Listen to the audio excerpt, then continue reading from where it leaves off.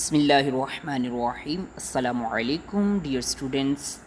Exercise 2.2 का lecture number 5, जिसके अंदर हम एक्सपोनेंशियल फॉर्म को लोगारिथम फॉर्म के अंदर क्रिएट करने की कोशिश करेंगे। बहुत ही आसान है। जिस तरह से इससे पहले लेक्चर्स जिनका लिंक आपको डिस्क्रिप्शन में मिल जाएगा, बिल्कुल सेम उसी तरह से होगा। 16 की पावर हमें दी गई है -1/4 इज़ इक्वल टू 1/2। लॉग लिखेंगे क्योंकि हमने लोगारिथम के अंदर क्रिएट करना है। ये जो हमारी बेस होगी, असास होगी, ये हमारी जी के बिल्कुल कोने पे लिख देंगे स्मॉल। जबकि जो 1/2 होगा ये हमने लॉग के बिल्कुल सामने लिख देना है और फिर हमने इक्वल लिखना है।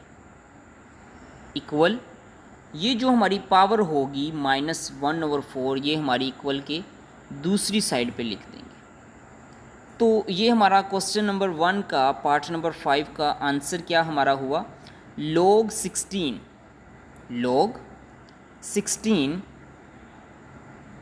1/2 is equal to -1/4। So easy है, प्रैक्टिस मस्ट करेंगे आप।